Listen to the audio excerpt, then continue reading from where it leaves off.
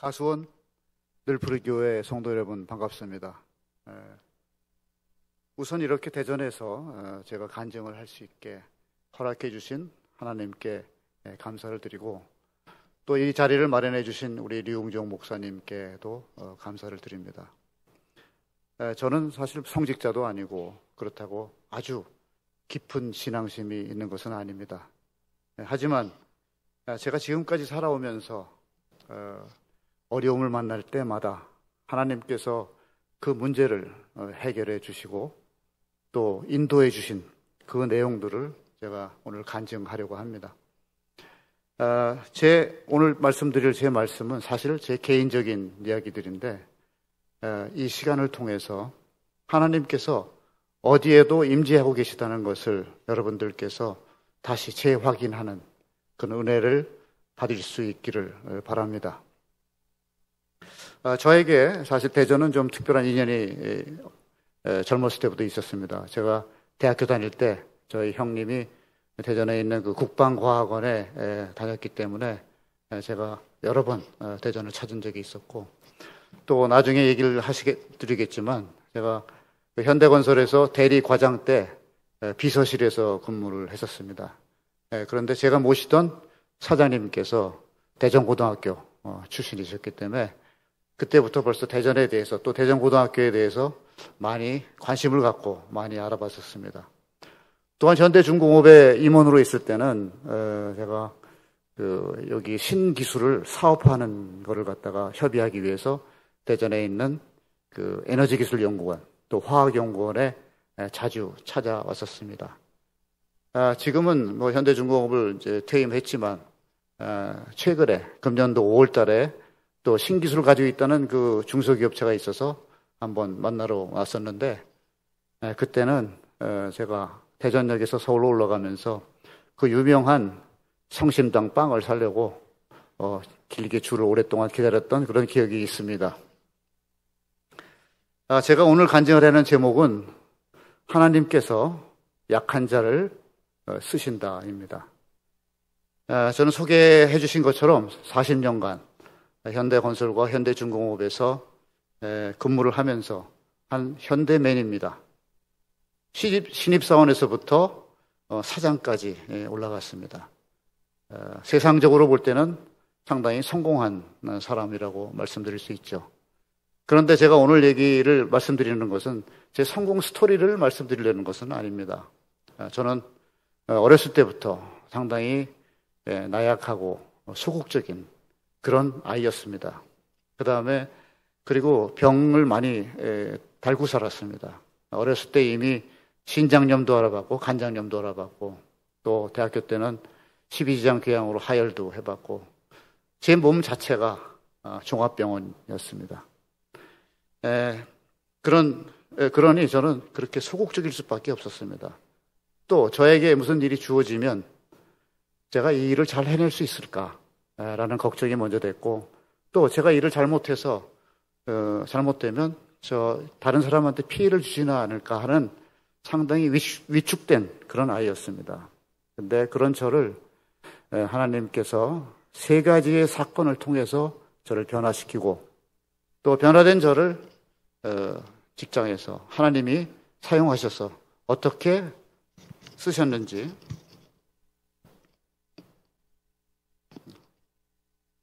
대해서 오늘 말씀을 나누고자 합니다. 그럼 우선 저를 변화시킨 세 개의 사건에 대해서 말씀드리겠습니다. 제가 고등학교를 들어가기 전 겨울 크리스마스 때 동네에 있는 친구의 전도를 받아서 난생 처음으로 교회를 가게 됐습니다. 교회를 가서 제가 가장 좋아했던 거는, 사실 제가 음악을 좋아했기 때문에 찬송가를 마음대로 부르는 것을 많이 즐겼습니다. 지금도 서울의 온누리 교회에서 제 아내와 같이 성가대로 봉사를 하고 있습니다. 그런데 교회를 약 6개월 정도 다닌 6월달, 고등학교 1학년 때 6월달이었습니다. 그날도 주일이었는데 제가 사는 집에 윗집 형이, 대학생 형이 갑자기 느닷없이 저를 찾아와서 야구공 받기 놀이를 하자고 했습니다. 저는 교회를 가야 되는데 어떡할까 좀 고민하다가 워낙 친한 형이었기 때문에 처음으로 교회를 빠지고 공박기 놀이를 했습니다. 한참 집 앞에서 공박기 놀이를 하고 있는데 그 오른쪽 끝에서 차가 한 대 골목으로 들어오는 게 보였습니다. 그래서 저는 그 차를 피하기 위해서 왼쪽 벽에 기대 서서 차가 지나가기를 기다리고 있었습니다. 그런데 그 차가 저를 가까이 오는 순간 오른쪽 뒷문이 갑자기 열리고 그 벽에 긁히는 것이었습니다. 그러자 운전기사가 뒤를 돌아보더니만 갑자기 핸들을 왼쪽으로 급히 돌렸습니다. 어떻게 됐겠습니까? 차는 눈 깜짝할 사이에 저한테 달려들었고 제 왼쪽 무릎을 치고 벽을 스치면서 지나갔습니다. 저는 참을 수 없는 통증으로 외마디 비명을 지르며 골목길 바닥에 쓰러졌습니다. 급히 병원으로 호송되어 진찰을 받아보니 의사 선생님이 다리를 절단해야 될지도 모르겠다 라고 하시면서 대수술을 3번에 걸쳐서 하면서 결국은 다리를 지금처럼 살려냈습니다. 의사 선생님은 이 다리를 살린 게 기적이라고 말씀하시더라고요. 그런데 제가 생각해 보니까 물론 의사 선생님이 잘 하셨겠지만 만약에 차량이 문이 조금이라도 일찍 열려가지고 벽에 좀 일찍 긁혔다면 또 운전기사가 만약에 핸들을 더 빨리 꺾었다면 아마 제 차량은 제 2다리를 전부 부러뜨리고 다리를 절단해야 될지도 몰랐었습니다. 그래서 정말 다행스럽게도 그만큼만 다치게 한 것이 저는 생각에 하나님이 주관하여서 하신 일이었기 때문에 기적이라고 생각을 했습니다. 이 사고가 나자 불교 신자였던 저희 어머니는 네가 말을 안 듣고 교회를 다니더니 그런 사고를 낸 거야 하시면서 다음에 절대 교회 문턱에도 가지 마라 라고 호통을 치셨습니다. 저는 교회 주일날 교회를 안 가서 사고가 난 건데 조금 의아했습니다. 그렇지만 사고를 낸 저는 부모님의 걱정을 많이 끼쳐드린 죄인이라고 생각해서 그 말에 거역을 하기가 어려웠습니다. 그래서 결국은 교회를 다니지 못하게 되었죠. 나중에 30살이 돼서야 다시 교회를 다니게 됐습니다. 그런데 그 다음부터는 절대 주일날 교회를 빠지지 않습니다. 심지어 제가 해외 출장을 많이 다녔지만 해외 출장을 가서도 교회가 어디 있는지 찾아보고 꼭 주일날이면 교회를 나갔습니다. 왜냐하면 또 빠지면 또 무슨 사고가 나지 않을까라는 두려움에 저는 교회를 지켰습니다.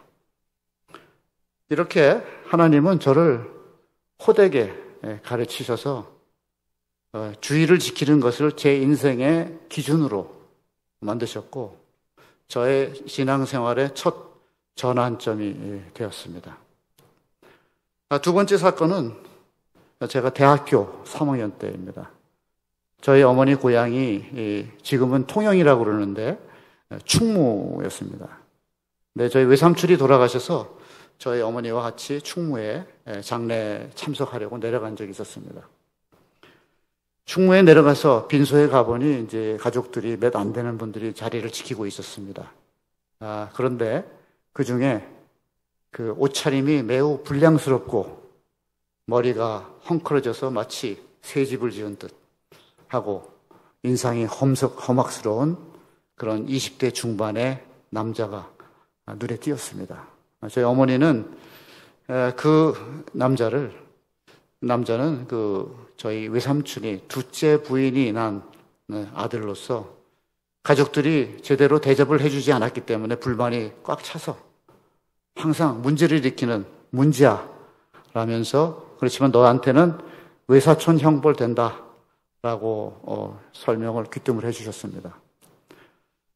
저는 뭐 거기에 개의치 않고 저녁 시간이 돼서 저녁을 이제 먹을 때가 됐습니다. 그래서 저녁을 먹고 있는데 그 외사촌 형이 소주를 한 병 먹더니만 취기가 돌자 갑자기 일어나서 부엌으로 가가지고 식칼을 들고 나와가지고 다 죽여버리겠다 라면서 소리를 치는 것이었습니다.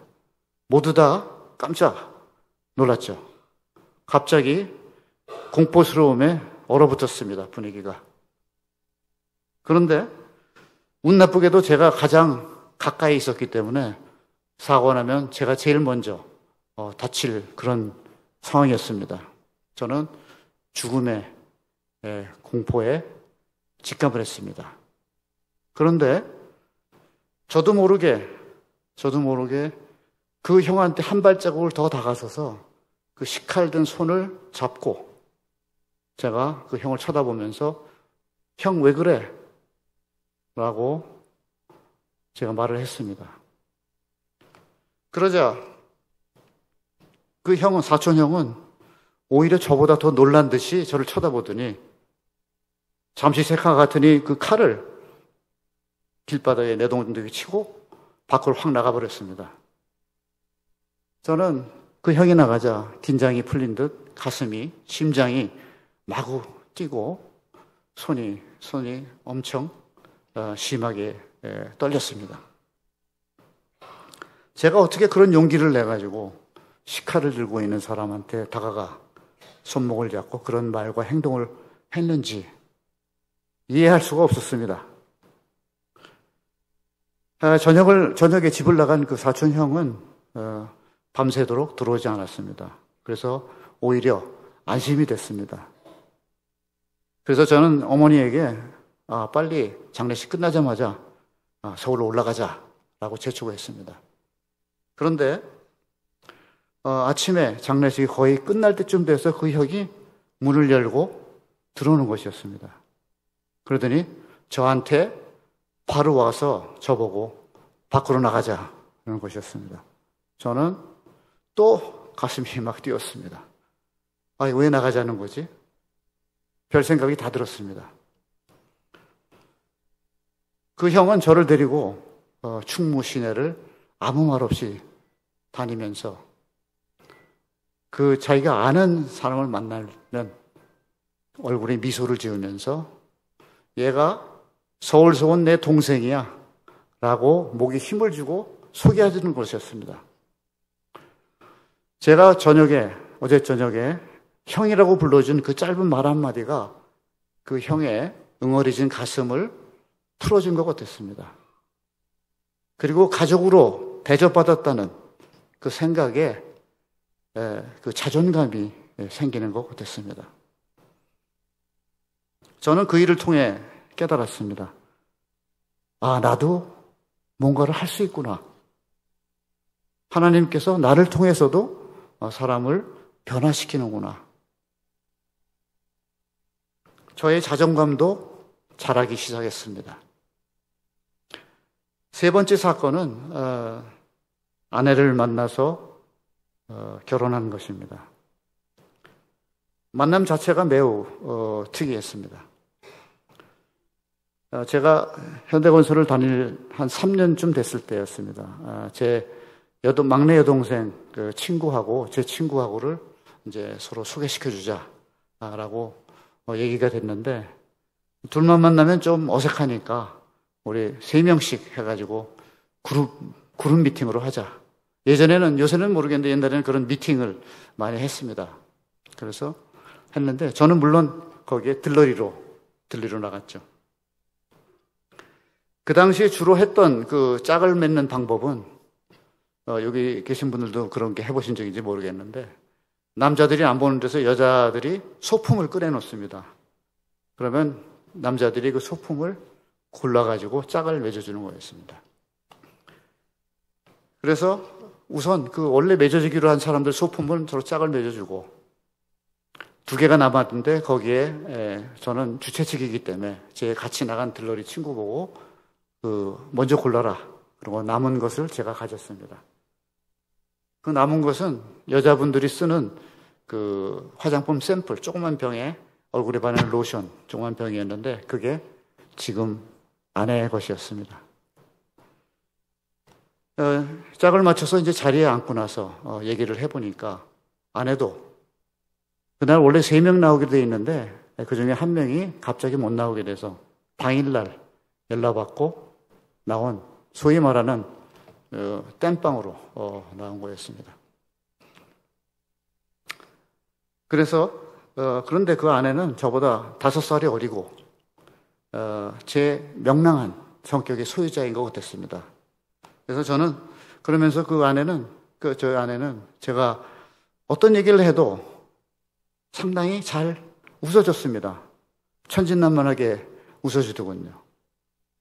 여러분도 잘 아시겠지만 남자들이 원래 여자의 웃음에 약합니다. 제가 지금도 저희 교회 가면 저한테 잘 웃어주시는 권사님들이나 집사님들을 제가 좋아합니다. 근데 여기 가수 늘 부른 교회도 보니까 이렇게 보면 권사님들이나 집사님이 잘 웃어주시는 인상이신 것 같아요. 그래서 참 보기가 좋습니다. 저는 아내가 마음에 들었습니다. 그래서 다시 만나자고 애프터를 신청했어요. 그랬더니 아내가 싫지는 않은 모양이었어요. 그러면서 일요일 날 신촌에 있는 일회교회 앞에서 만나가지고 예배를 보고 점심을 먹자는 거였습니다. 저는 교회 다니는 여자였구나 라고 여러 가지가 판단이 됐습니다. 물론 좋은 쪽으로 판단이 됐습니다. 이렇게 돼서 아내를 따라 제가 고등학교 이후에 13년 만에 다시 교회를 다니게 됐습니다. 다니면서 저는 결혼을 하기 위해서 상당히 일방적으로 강압적으로 몰아붙였습니다. 결국 아내가 결혼 조건인 교회를 계속 다니는 거를 제가 받아들여서 저는 결혼을 했습니다. 교회 등록도 하고 또 세례도 받았습니다. 아내는 모태신앙은 아니고 대학교 때부터 교회를 다녔는데 아마 잘 믿는 은사가 있었는지 그 신앙심이 매우 깊은 수준이었습니다. 세례를 받던 날 아내가 목사님 수준의 어려운 질문을 저한테 하더라고요. 당신은 구원에 확신이 있어요? 죽으면 천국에 가는 것을 믿어요? 아내는 믿고 있는 것 같았습니다.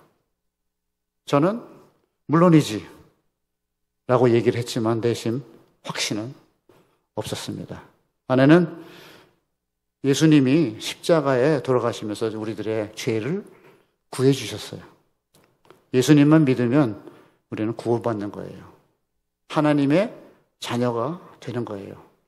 라고 얘기를 하더라고요. 그래서 저는 속으로 그래야 믿어야지. 그래야 아내와 떨어지지 않지. 그러면서 저는 그대로 믿기로 했습니다. 이렇게 결혼을 하고 신앙생활이 시작되었습니다. 저에게는 아내를 만난 것이 우연이 아니고 하나님께서 주신 선물임을 결혼생활이 길어지면서 알게 되었습니다. 이 세 사건은 저를 나약했던 소극적이었던 저를 180도로 변하게 했습니다. 우선 주일날 교회를 꼭 나가게 되었고 자존감이 많이 생겼습니다. 또한 저의 신앙의 길잡이인 아내가 생긴 것입니다. 결혼 이후에 저희 생활은 하나님이 인도하심이 더욱더 놀라웠습니다. 결혼하자마자 약 1개월 정도 됐을 때 현대건설의 인사부에서 저보고 쿠웨이트에 있는 송전선 현장에 나가라고 부임 명령이 내려왔습니다.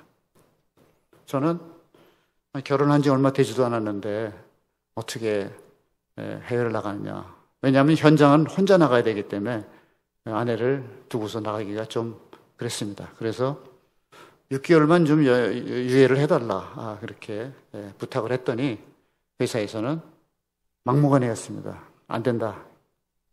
늦어도 3개월 내에는 나가야 된다. 라고 말을 해서 저는 고민에 들어갔습니다. 저희 부모님은 그 현대건설이라는 든든한 직장에서 계속 남아서 일을 하기를 내심 기대하는 눈치였는데 저는 고민 끝에 결국 이직을 결심했습니다. 그래서 대기업 한 곳과 중소기업 두 곳에 면접을 신청을 해서 면접을 봤습니다. 다행스럽게도 세 군데 다 통과가 돼서 출근하라고 연락을 받았습니다. 저는 그중에 LG그룹의 계열사에 총무과장자리로 가기로 마음을 먹었습니다. 그래서 사직서를 써서 인사부에다가 내려고 하는 순간 갑자기 현대건설의 그 당시 이명박 사장님께서 이명박 사장님실의 그 비서실장님이 저를 보자는 것이었습니다. 그래서 저를 볼 일이 무엇일까 하고 찾아갔더니 그 비서실장님이 이미 5년간의 비서 생활을 했기 때문에 이제 비서를 그만두고 현업부서로 가고자 한다며 저를 후임으로 내정했으니 동의하느냐라고 물어보는 것이었습니다. 저는 비서? 그거 생각해보지도 못한 그런 업무인데 생각했지만 비서가 되면 그 해외에 안 나가도 되는 거 아닌가 라는 생각에 저는 무조건 네 그렇게 하겠습니다 라고 큰 소리로 대답을 했습니다. 결론적으로는 이명박 사장님이 회장님으로 영전이 됐고 그 대신에 그 자리에 신임 사장님이 앞서 말씀드린 대전고 출신의 정훈목 사장님이 오셔서 제가 그 정훈목 사장님의 비서가 되었습니다. 이렇게 정말 생각지도 못한 상황이 벌어져서 저는 현대건설에 그대로 남아있을 수 있게 되었고 비서실 근무가 시작되었습니다. 그런데 비서 근무라는 것이 얼핏 보기에 별거 아닌 것 같은데 비서는 한 회사에 특히 대기업에는 최고 경영층의 그 업무를 보좌하는 일을 하기 때문에 상당히 중요한 일입니다. 그런데 저는 혹시 제가 실수를 해가지고 그 중요한 업무를 실수를 하면 잘못하면 쫓겨나서 다시 현장으로 갈까봐 저는 정말 열심히 했습니다. 제 집이 그때 경기도 부천에 있었는데 대중교통을 타면 현대건설 본사까지 1시간 20분 걸립니다. 그 대중교통을 타고 아침 6시까지 출근을 해서 12시간 이상 근무를 했습니다. 이렇게 힘든 비서 생활이었지만 저는 아내와 떨어지지 않는 그런 혜택을 받을 수 있었고 또 4년 6개월간의 비서 시간을 했는데 그동안 그 최고 경영층을 매일 만나서 직접 만나 많은 것을 배울 수 있었습니다. 게다가 회사 내에서 모든 사람이 저의 존재 가치를 알 정도로 저의 인지도가 높아졌습니다. 정말 예상치 못한 드라마와 같은 그런 하나님의 역사하심이었습니다. 하나님은 저의 간절함을 아시고 직접 찾아오셔서 아내와의 헤어지는 문제를 해결함과 동시에 저를 현대건설에 남아서 그 이후에 현대건설에서 제가 하나님을 증거하는 일들을 할 수 있도록 미리미리 예비해 주신 것입니다. 그럼 이제부터 제가 현대건설에서 어떻게 하나님이 저를 쓰셔서 하나님을 높이게 됐는지 어떻게 쓰셨는지에 대해서 말씀드리겠습니다. 우선 쿠웨이트에서 제가 겪은 일입니다. 4년 6개월의 비서 생활을 마치고 저는 인도네시아의 자카르타 지사에 가족과 같이 3년간 나갔다가 들어와서 한 4년쯤 됐을 때였습니다. 직급은 차장이 되었고 이제 해외를 나갈 순번이 되었습니다. 그런데 생각지도 못하게 쿠웨이트 지사장으로 발령이 난 것입니다. 쿠웨이트 지사는 그 당시에 그 기존 지사장님이 이사급 지사로서 상당히 비중이 있는 지사였습니다. 저는 덜컹 겁부터 났습니다. 저의 첫 번째 지사장 발령에다가 게다가 이사님의 후임으로 나가서 제가 제대로 할 수 있을까? 저의 걱정이 태산과 같았습니다. 그런데 그런 상황과 그런 저의 심정을 제 아내에게 얘기를 했더니 아내는 대뜸 하나님은 약한 자를 쓰세요. 제가 기도할게요. 그렇게 말하더군요. 그래서 저는 반신반의하면서도 그렇게 믿고 싶었습니다. 맞아, 하나님께서 약한 자인 나를 쓰셔서 주어진 일을 하나님께서 하실 거야 라고 믿게 되었습니다. 제가 쿠웨이트 지사장으로 부임하고 가장 중요한 업무는 그 당시에 현대건설이 가장 잘할 수 있는 그 해안 항만공사가 있었습니다. 아흐메디 오일 제티라는 항만공사가 있었는데 그 공사를 수주하는 것이 제1 목표였습니다. 그래서 저는 공사 수주를 위해서 전략을 제대로 세우고 그 전략대로 하나하나 실천하고 있었습니다. 쿠웨이트에 온 아내는 제가 그 공사를 수주하려고 애쓰는 모습을 보고는 새벽 기도를 다니기 시작했습니다. 그 당시 쿠웨이트에는 교회가 하나 있었는데 쿠웨이트 한인 연합교회라고 있었습니다. 거기 새벽 기도를 새벽 5시부터 했습니다. 많이 나와야 2-3명 정도 나오고 어떤 때는 목사님하고 둘이서 새벽 기도를 드렸다고 하더군요. 그래도 아내는 빠짐없이 새벽 기도를 나갔습니다. 아마 저만큼이나 절실함을 느낀 것 같았습니다. 저는 세워진 전략대로 일에 매달리고 저희 아내는 하나님께 매달렸습니다. 6개월 후에 입찰 결과는 현대건설이 1위를 하였습니다. 저는 아내와 눈물의 기쁨 잔치를 했습니다. 정말 기뻤습니다. 하나님께서 약한 자를 써달라는 기도의 응답을 받은 아내의 기쁨은 저의 기쁨보다 더 큰 것 같았습니다.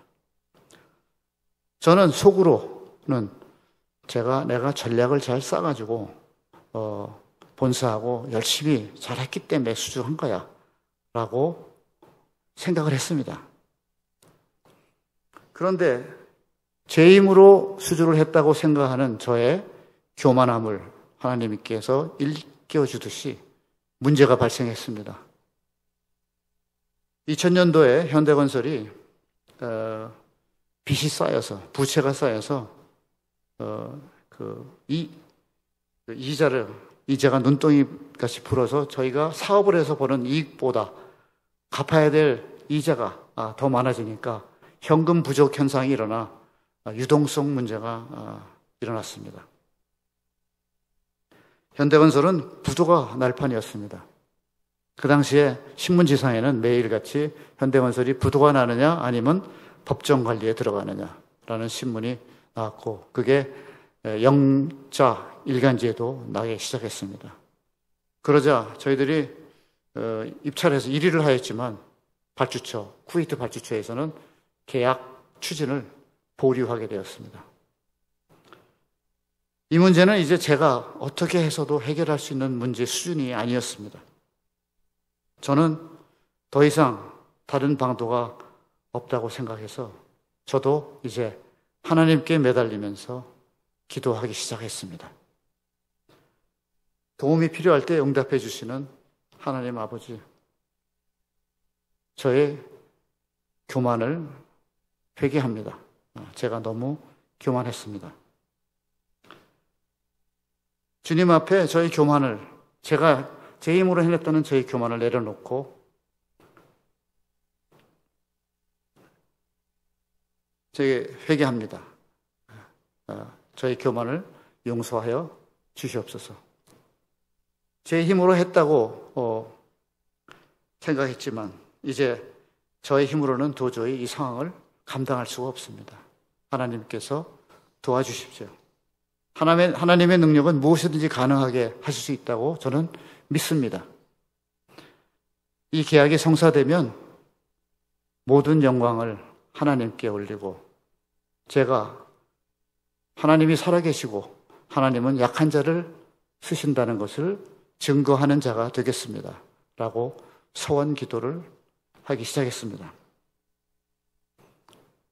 이렇게 제 기도가 이제는 아내 기도보다 더 절실해졌습니다. 3개월간의 피 말리던 시간이 지나고 한 줄기 빛이 비치기 시작했습니다. 한국 정부는 국민기업인 현대건설에 부도가 나는 것을 막아야 되겠다라는 차원에서 현대건설의 부채를 자본으로 바꿔주는 출자 전환을 검토하기 시작했습니다. 이런 소문이 제게까지 들렸고 저는 곧바로 쿠웨이트의 가장 큰 은행인 MBK라는 은행이 있는데 거기 은행장을 찾아갔습니다. 찾아가서 이런 소문이 있으니까 빨리 은행 보증서를 발급해달라고 간청을 했습니다. 은행장은 그 얘기를 듣고는 한국에 직접 출장을 가가지고 그 내용을 확인해보고 결국은 은행 보증서를 발급해 주기로 결정을 했습니다. MBK의 은행 보증서가 발급되자 쿠웨이트 발주처는 계약을 하기로 결정했습니다. 계약을 하는 순간 저는 정말 하나님이 살아계시고 약한 자를 통하여 일하신다는 것을 깨닫게 되었고, 서원 기도를 드린 대로 하나님께 모든 영광을 돌리고 많은 사람들에게 이 내용을 전해야 되겠다 마음먹었습니다. 사실 오늘 이 간증도 그런 차원에서 제가 말씀드리는 것입니다. 쿠웨이트에는 현지에는 소문이 나기 시작했습니다. 현대건설 지사장 아내가 기도발이 세서 공사 수주를 했다라는 소문이 나기 시작했습니다. 그도 그럴 것이 그 다음에 나오는 공사들도 저희가 입찰에 들어가면 거의 수주했습니다. 하루는 입찰 전날 제 아내가 저한테 그러더군요. 아마 이 공사도 수주할 거예요. 어젯밤에 홍수가 나는 꿈을 꿨거든요. 그 공사도 수주했습니다. 이제 아내는 돗자리 까는 수준까지 된 것입니다. 쿠웨이트에서 하나님은 저에게 아무나 경험할 수 없는 또 다른 기회도 주셨습니다. 제가 그 4년간 지사장 생활을 마치고 본서를 복귀할 때쯤 돼서 미국이 이라크에 대량 살상 무기를 없애야 된다고 이라크를 쳐들어간 이라크 워 전쟁이 발발했습니다. 미국이 전쟁을 선포하는 최후 통첩을 날리자 본사에서는 모든 임직원들, 근로자들을 철수시켜라 했습니다. 물론 저는 복귀할 수가 없었죠. 그래서 모든 직원과 근로자를 철수시키고 또 나와 있던 가족들도, 몇몇 안 되는 가족들도 다 철수를 시켰습니다. 그리고 저와 현장 소장들은 남아서 아직 그 발주처와 해결해야 될 문제들이 있습니다. 그래서 회사의 자산을 보호하기 위해서 전쟁터에 남아 있었습니다. 그런데 이 전쟁이 발발하자 이라크에서도 미사일이 밤마다 날아오는 것이었습니다. 그 당시에 악성 루머가 돈 거는 그 미사일에 화생방 무기가, 화학무기가 탑재되었다는 소문이 나기 시작했습니다. 저희들은 화생방복을 사서 입고 방독면을 머리맡에 두고 CNN 방송을 보면서 잠을 청했습니다. 그런데 미사일이 날아올 때면 그 심한 그 사이렌 소리, 공습 사이렌 소리 나는데 그 공습 사이렌 스피커가 막 돌아갑니다. 막 돌아가면 그 소리 자체가 꼭 미사일이 날아오는 것 같은 그런 공포스러운 분위기를 자아냅니다. 그런 공포감에 잠을 잘 수가 없었습니다. 하나님을 찾는 기도가 저절로 나오더군요. 생과 사의 기로에서 있으니까 그 기도가 절실했습니다. 그런데 기도를 드리면 이상하게도 공포감에서 벗어날 수가 있었습니다.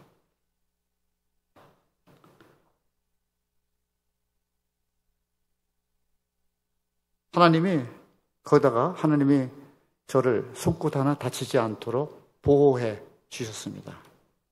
그리고 쿠웨이트의 그 전쟁의 위험을 저에게 기회로 만들어 주셨습니다.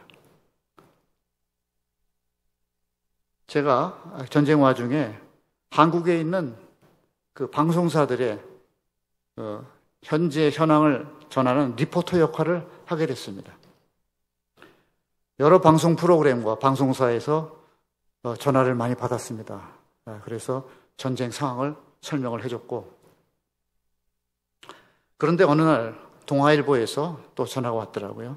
와서 저보고 대뜸 왜 철수 안 하고 있느냐 라고 물어보더라고요. 그래서 저는 저희 회사의 철수 계획이 4단계인데 지금은 3단계고 4단계가 돼야 철수합니다 라고 설명을 해줬습니다. 그러자 그 다음 날 동아일보의 일면 톱 기사로 헤드라인에 건설사 직원들 목숨 건 잔류라고 신문기사가 떴습니다. 이것을 본 청와대하고 국토부에서는 현대건설 본사에다가 빨리 철수시켜라. 사회적으로 무리가 일어난다라고 지시가 내려왔고 저희들은 그에 따라 철수하게 되었습니다. 다행스러운 것은 철수할 시점에 앞서 말씀드린 발주처와의 모든 문제가 다 해결이 되었습니다. 결국 쿠웨이트에서 이러한 사건과 또 제가 쌓은 실적 덕분에 저는 본사에 복귀하여 빠른 시간 내에 임원이 되었습니다. 모두 하나님께서 만들어주신 것이라고 저는 굳게 믿습니다. 다음은 카타르에서 제가 겪은 내용들을 말씀드리겠습니다. 쿠웨이트에서 복귀한 이후 약 1년쯤 지나 갑자기 또 카타르 지사장으로 나가게 됐습니다. 쿠웨이트에서 하나님께서 하신 일은 카타르에서 하신 일에 비하면 시작에 불과했습니다. 그리고 부임할 때부터 역시 예외적인 사건이 발생했습니다. 제가 임원으로 승진할 때였는데 카타르 지사장으로 나가 있던 부장급 직원이 6개월 만에 1차 휴가를 들어와서 종합건지를 받았더니 급성 간암이라고 판정을 받았습니다. 그래서 후임으로 제가 나가게 되었습니다. 그 직원은 안타깝게 세상을 떠났습니다. 제가 카타르 지사장으로 와서 카타르에서 그 소식을 들었을 때 정말 마음이 아팠습니다.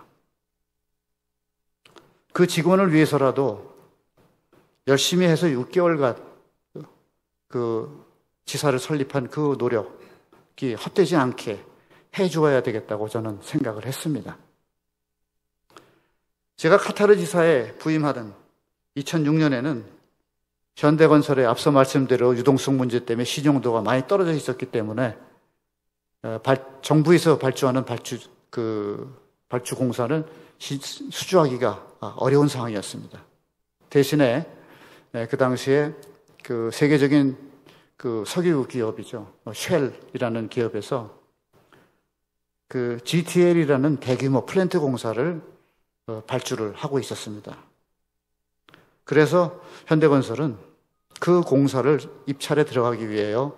일단 1인 지사를 설립했던 것입니다.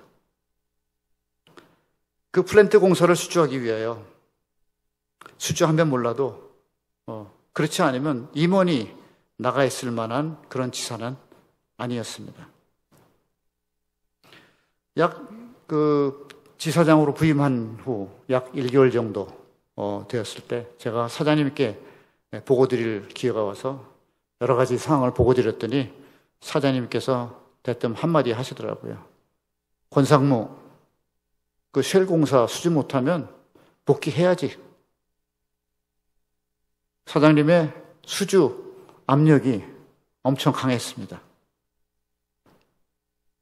저는 다시 쿠웨이트 때처럼 전략을 세우고 또 본사와 긴밀히 수주 영업을 하기 시작했습니다. 그런데 쿠웨이트 때와 한 가지 다른 점은 제가 카타르를 나갈 때는 하나님께서 저를 카타르로 보낸 이유가 있을 것이다 라고 믿고 일을 했기 때문에 쿠웨이트 때보다는 마음이 평온했고 힘이 났습니다. 이런 믿음을 가지고 활동한 결과 그 쉘 프로젝트의 발주처인 카타르 쉘 최고 책임자인 앤디 브라운이라는 회장과 친분을 맺는데 성공을 하였습니다. 앤디 회장은 스코틀랜드 출신의 영국인이었는데 골프 매니아라는 것을 알게 되었습니다. 그래서 저는 그 사람하고 가까워지기 위해서 골프 연습을 많이 했습니다. 그리고 그가 참가하는 카타르의 도하 골프 클럽 시합에 앤디 회장이 나간다는 얘기를 듣고 저도 참석을 하였습니다. 저는 거기에서 3등을 했습니다. 그래서 자연스럽게 앤디 브라운 회장과 친분을 쌓게 됐고 그런 친분을 통해서 쉘 발주처 내부의 정보를 많이 뺄 수 있었습니다. 그 정보를 가지고 저의 수주 전략을 정확히 세울 수 있었고 그 전략대로 해서 공사를 수주하게 된 것입니다. 그런데 사실 제 골프 실력은 열심히 연습을 했지만 그렇게 큰 대회에 나가서 3등까지 할 수 있는 실력은 아니었습니다. 그런데 여기에서 또 하나님이 인도하심이 있었습니다. 왜냐하면 그 골프 대회가 심페리얼이라는 방식의 골프 게임이었습니다. 아실지 모르겠지만 골프는 원래 18개 홀을 돌면서 점수를 내가지고 점수를 합쳐서 하는 등수를 매기는 건데 심페리얼 방식은 18홀 중에서 주최 측에서 12개의 홀만 미리 정하고 선수들에게 알려주지 않고 게임을 하고 나서 그 12개의 홀만 점수를 매기는 게임입니다. 그런데 제가 모르고 쳤지만 그 12개의 홀만 잘 친 겁니다. 그러니 믿을 수 없는 점수가 나온 거죠. 하나님께서 인도해 주셨습니다. 저는 결국 부임한 지 5개월 만에 카타르 GTL 플랜트의 패키지 5를 1조 2천억 원에 수주를 했습니다. 대단한 실적이었죠. 가자마자 5개월 만에 실적을 했으니요. 그런데 저의 수주는 여기서 끝내지 않았습니다. 연달아서 1조 5천억 원의 비료공장 공사, 또 2조 7천억 원의 발전소 공사, 또 1조 8천억 원의 건축공사 2개, 그리고 전기공사, 송천동공사 3,900억 원의 공사를 연달아 수주했습니다. 4년 동안 총 합쳐서 7조 6천억 원의 공사를 수주한 것입니다. 매년 2조 원씩을 수주한 겁니다. 성도 여러분이 2조라는 금액이 어느 정도인지 잘 이제 감이 안 오실 건데 엄청난 돈입니다. 아마 여기에 계신 분들 중에 건설업계에서 일하시는 분이 계실지 모르겠는데 건설 영업, 특히 해외 건설 영업은 공사 정보를 입수한 다음에 최소한도 2, 3년은 영업활동을 해야 결과를 나올까 말까 합니다. 그런데 매년 2조씩을 수주한다는 것은 불가능합니다. 자기가 잘해서만 되는 게 아닙니다. 이 덕분에 제가 부임할 때 카타르 지사는 1인 지사였습니다. 그런데 6개 현장이 생겼고 총 직원과 근로자 합쳐서 인원이 2만 명이 됐습니다. 그러니 1인 지사였던 카타르 지사가 대기업 수준이 된 겁니다. 이 엄청난 것을 제 혼자 힘으로 했다고 누구도 얘기할 수가 없습니다. 분명 하나님께서 하신 일임을 다시 한번 이 자리에서 고백합니다. 그 외에 다른 공사들도 수주할 때마다 그 에피소드가 있습니다. 그냥 수주한 게 없습니다. 그런데 시간 관계상 그걸 다 말씀드릴 수는 없고 마지막 하나만 더 말씀드리겠습니다. 제가 2006년에 카타르에 부임했을 때 카타르는 중동 지역에서 처음으로 아시안 게임을 열었습니다. 그 아시안 게임을 유치하기 위해서 카타르에서는 그 실내 경기장, 스포츠 시설들 뿐만 아니라 아주 멋진 상징적인 건물들을 많이 발주해가지고 건설하고 있었습니다. 저는 부임하자마자 가장 눈에 띄는 것이 건물 공사가 되고 있는 것이었습니다. 타워 크레인들을 볼 때마다 저는 저희도 꼭 건물 공사를 좀 수주해야 될 텐데 라고 생각했습니다. 왜냐하면 카타르에 아마 가보시면 도화가 시인데요.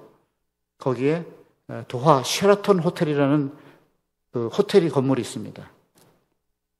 그 건물은 30년 전에, 그 당시부터 30년 전에 현대건설이 건설한 건물입니다.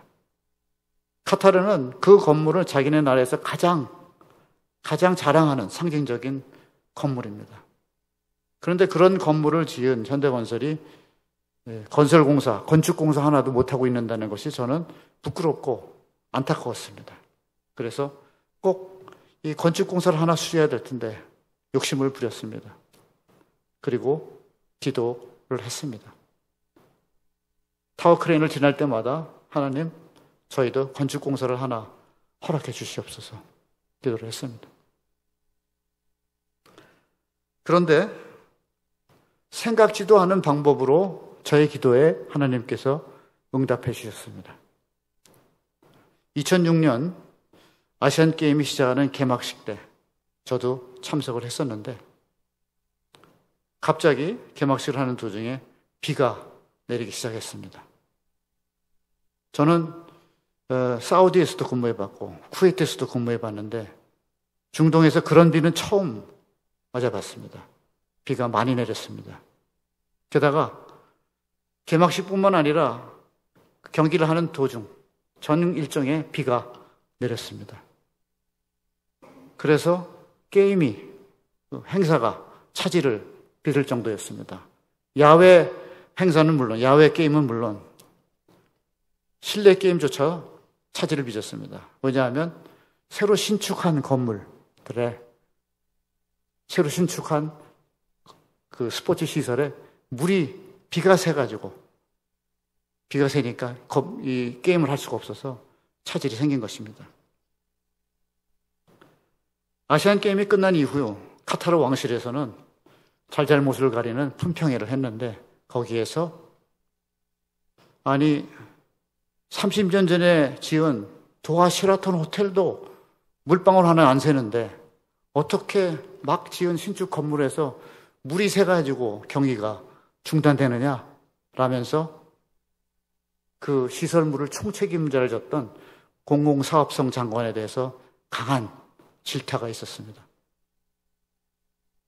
그러면서 또 나온 질문이 그러면 도하 쉐라톤 호텔은 누가 지은 거냐? 미국 회사냐? 일본 회사냐?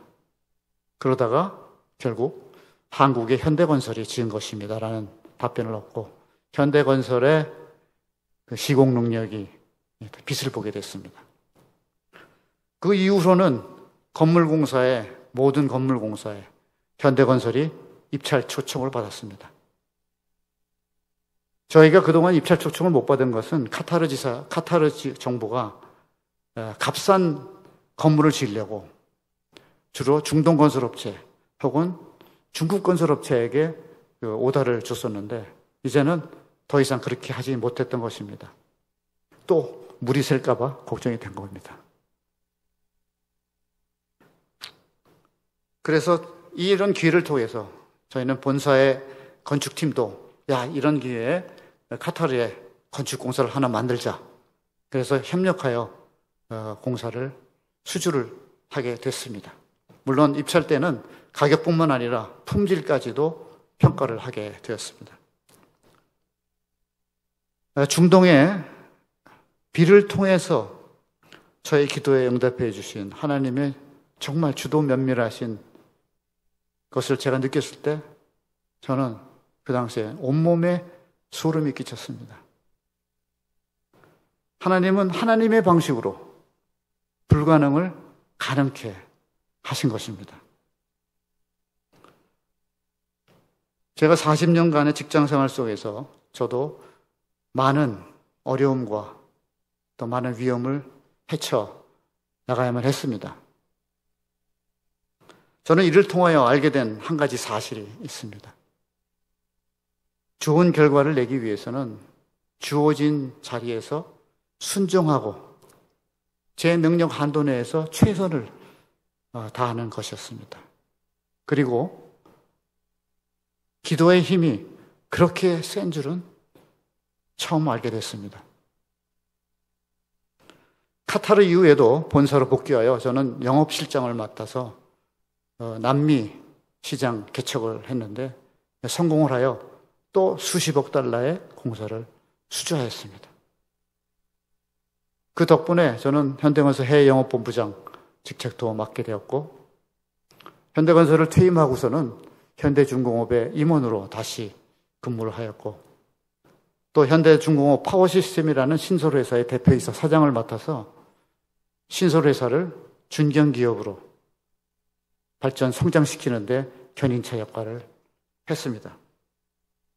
이 모든 것 또한 하나님께서 하신 일입니다. 그렇게 모든 것을 하나님께 영광을 돌리고 간증을 하기 위해서 저는 앞서 우리 목사님께서 소개해 주셨듯이 2년 전에 균형의 힘이라는 책을 발간하였습니다. 제가 여러분들이 읽어보실 수 있도록 기증을 하였으니까 제가 오늘 말씀드린 것 말고 또 많은 스토리들이 있습니다. 읽어보시고 은혜 받는 시간이 되셨으면 전 감사를 드리겠습니다.